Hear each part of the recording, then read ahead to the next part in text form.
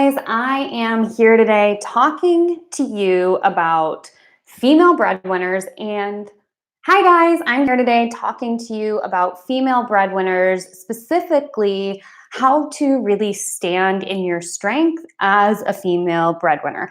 I was recently interviewed on Maggie Germano's The Money Circle podcast, and she asked me, Lindsay, what are some steps that breadwinners can take to start taking back their power? And the reason that this came up is because statistics show us of the heterosexual married couples in the United States, 29% of these marriages have the woman out earning their male partner. So this is not an abnormal thing to be the female breadwinner. And at the same time, so much of the messaging we get about being a woman, specifically about being a woman who's a female breadwinner, are all about downplaying our success.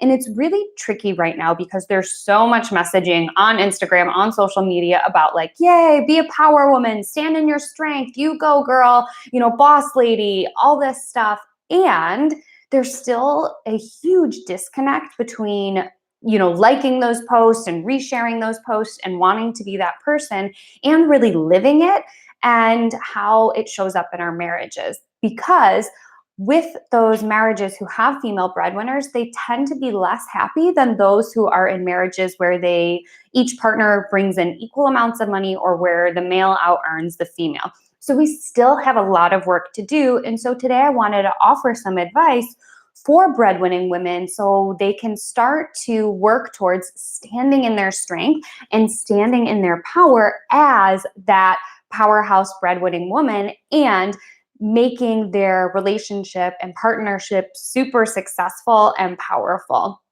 So what I first like to start out by doing is by having women acknowledge when they are starting to feel weird about their position as a breadwinner. And usually this comes up in day-to-day interactions, right? And day-to-day interactions of going out to dinner and putting your credit card down to pay for the bill, or when you are out and about meeting new people and somebody makes a little dig at you, like towards your husband, like, oh, must be nice to be married to her, she must do so well.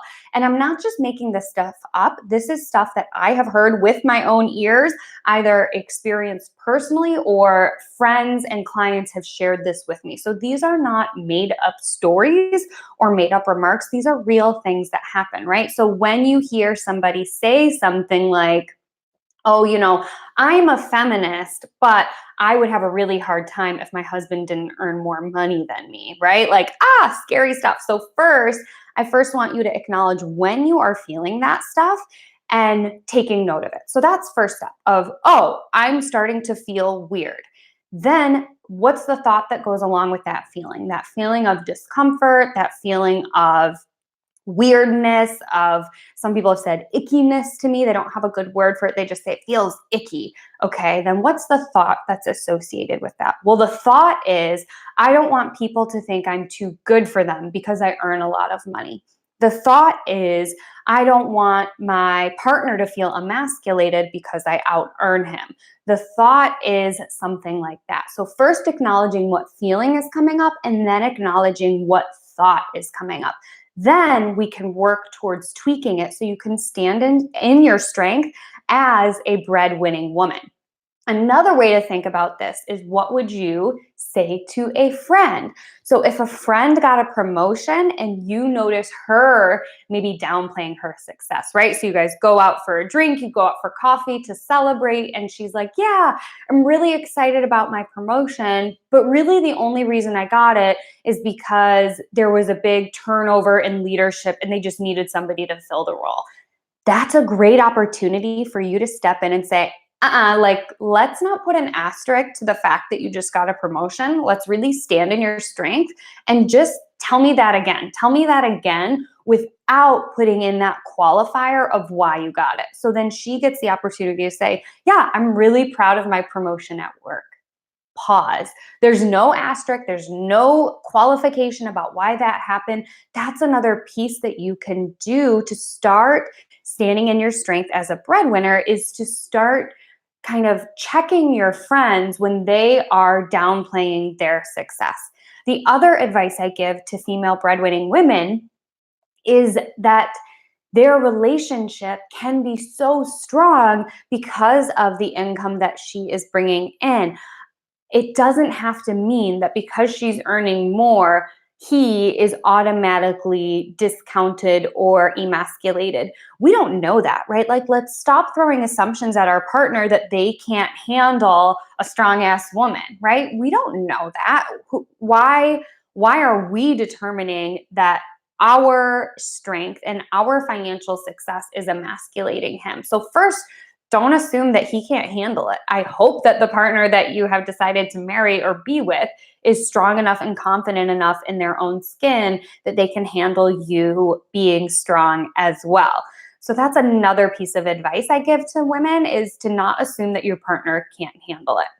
Then another piece of advice I often offer is, if you are feeling that tension, that disconnect in your relationship, and you're feeling that power dynamic, one exercise I always give to clients is to do a little asset management, asset audit, and a non-financial asset audit. So what I'd like to recommend clients do is for each person to sit down and write out a list of assets they bring to the relationship and a list of assets that their partner brings to the relationship that have nothing to do with money.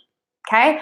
So it could be something like, I am a really good steward of our relationship because I always remember those special events in our life. I will always leave a Post-it or text my husband when it is the anniversary of our first date, or when it is the re-release of a movie that we saw when we first started going out, right? So I'm a good steward of our relationship because I remember those special dates. Another non-financial asset could be, I'm really good at bringing humor and levity to our relationship. So I want each person to write down what they bring to the relationship, what their partner brings to the relationship, and then share those things. That can be another great exercise to do as a breadwinning woman, to start to see what non-financial assets are available in the relationship. So those are a few tips, a few pieces of advice for my breadwinning women out there. So one is just to notice those thoughts and feelings and start to work on changing them. Two is imagine what you would say to a friend who is downplaying her financial or career success. And then three is take an audit of the things in your relationship that have nothing to do with money. So I hope those pieces of advice really resonate with you. And if you have other tips, other things that you have done, if you're a breadwinning woman, if you're married to a breadwinning woman, type them in the comments. I would love to see them and share them. The more we talk about this stuff, the less stigma there is, and the more strength and power we can have in our relationships and in our positions. All right, awesome. I will see you in my next video.